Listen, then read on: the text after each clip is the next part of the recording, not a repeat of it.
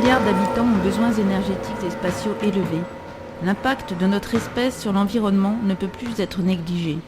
Quel est l'impact de nos sociétés sur la biodiversité, c'est-à-dire la diversité des populations, des espèces et des écosystèmes? Que faire pour réduire cet impact ?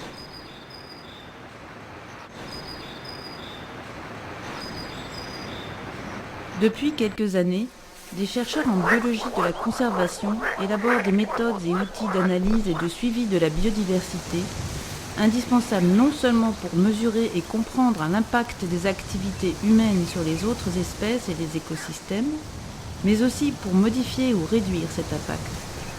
En France, par exemple, le Centre de recherche sur la biologie des populations d'oiseaux du Muséum national d'histoire naturelle suit et analyse les variations d'abondance de 95 espèces d'oiseaux communs dans l'espace et dans le temps, en s'appuyant sur les données recueillies chaque année selon un protocole bien précis par plus de 800 collaborateurs bénévoles répartis sur l'ensemble du territoire. Leurs premiers résultats sont alarmants. Sur les 10-15 premières années, on a observé un assez fort déclin des oiseaux, moins 12%, même si maintenant, depuis quelques années, ça a tendance à remonter légèrement. Nos résultats sont néanmoins assez inquiétants, d'autant plus que cette baisse, elle ne se répartit pas de la même manière chez toutes les espèces. On a des espèces qui augmentent et puis beaucoup qui diminuent. Alors ces espèces qui diminuent, typiquement, ce sont des espèces spécialisées à leur habitat, c'est-à-dire des espèces qu'on va retrouver typiquement dans les forêts, ou alors au contraire les espèces de milieux de milieux très ouverts, de plaine agricole par exemple. Et ces oiseaux, ces espèces spécialisées tendent à diminuer et au profit d'espèces beaucoup plus ubiquistes qui vont se trouver dans beaucoup plus d'habitats, qu'on va appeler des espèces généralistes. Et donc on assiste finalement à ce qu'on appelle une banalisation, puisqu'on va retrouver les mêmes espèces généralistes partout, au détriment de ces espèces spécialisées. Autre résultat, c'est le déclin des espèces septentrionales, c'est-à-dire les espèces qu'on retrouve dans l'Europe du Nord et dont la limite de l'aire de distribution se trouve dans la moitié nord de la France, et qui sont partiellement compensées d'ailleurs par une augmentation de certaines espèces méridionales. Par exemple, le tarier pâtre, le cousin du tarier des prés, a tendance à nettement augmenter. Et c'est une espèce qu'on trouve de l'Espagne jusqu'à la France. Et actuellement en France, elle augmente fortement.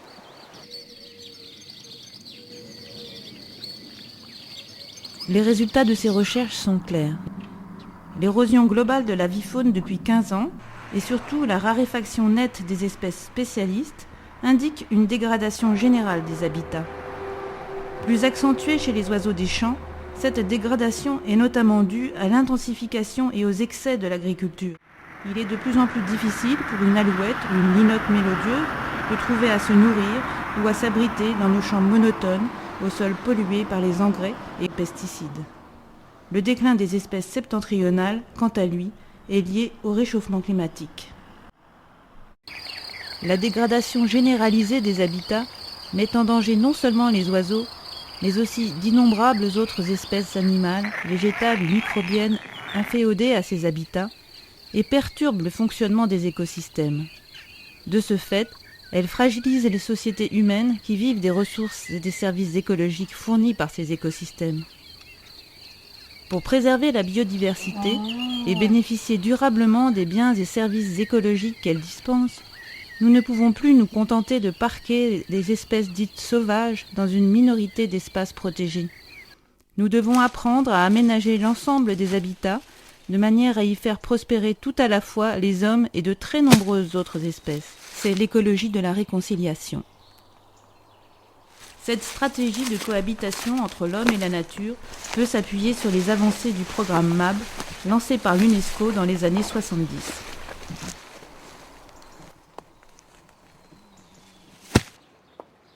Le programme L'homme et la biosphère, le programme MAB, c'est une idée qui est née au début des années 70 à l'initiative des écologues qui avaient, je dirais, enfin compris que pour résoudre les problèmes de conservation de la nature, il était important de ne plus dissocier les sociétés humaines d'un côté et la nature vierge de l'autre. Il fallait aborder simultanément les questions de nature et les questions de société, d'où l'intitulé de ce programme lancé par l'UNESCO en 1970, L'homme et la biosphère, Man and Biosphere. Alors une idée extrêmement importante, enfin l'astuce majeure je dirais pour faire avancer ce programme, c'est d'identifier des parcelles de biosphère qu'il a été décidé d'appeler des réserves de biosphère, qui sont des territoires autour duquel se construisent des projets de territoire, des projets de conservation, des projets de développement de la recherche, de développement de la formation et de développement économique.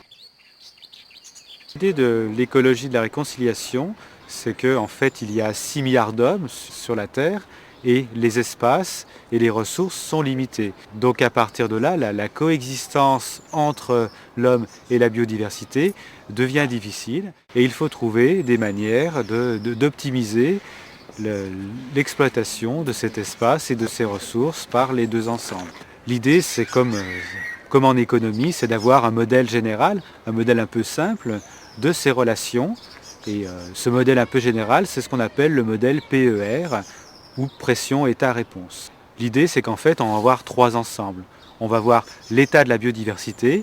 Eh bien, il va dépendre d'un côté des pressions anthropiques, donc de l'importance de l'agriculture, qui est nécessaire pour nourrir donc, ces 6 milliards d'humains. Il dépend de l'industrie, il dépend de tout un ensemble de choses. Et d'autre part, cet état de la biodiversité va dépendre des réponses qui vont être apportées par les sociétés humaines. Alors ces réponses des sociétés humaines, de quoi s'agit-il ? Il s'agit des politiques agricoles et notamment de ce que l'on appelle les mesures agri-environnementales qui sont faites pour avoir plus de biodiversité dans les champs, dans les espaces agricoles. Ça dépend des politiques de l'environnement de manière plus générale, des espaces protégés, de la gestion des espèces menacées.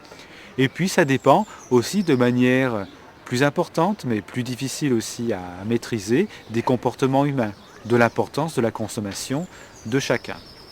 Et donc l'idée, c'est de mesurer ces pressions, ces réponses, cet état de la biodiversité, de mettre les 3 composantes en relation et à partir de là, de travailler, de se dire, eh bien, il faudrait alléger telle pression, il faudrait changer telle réponse de manière à améliorer l'état de la biodiversité. L'écologie de la réconciliation implique une approche pluridisciplinaire. Pour élaborer des réponses cohérentes, acceptables par les décideurs et par les différents usagers de l'environnement, aux intérêts immédiats souvent divergents. Pour les gouvernements et les collectivités, une des clés de la réconciliation des habitats consiste à promouvoir et soutenir les actions bénéfiques pour la biodiversité et le fonctionnement des écosystèmes et, à l'inverse, à imposer des taxes sur les actions nocives selon le principe bien connu du pollueur-payeur. Une autre clé réside dans l'information du public et des jeunes, notamment sur l'ampleur, les mécanismes et les enjeux de la crise actuelle de la biodiversité.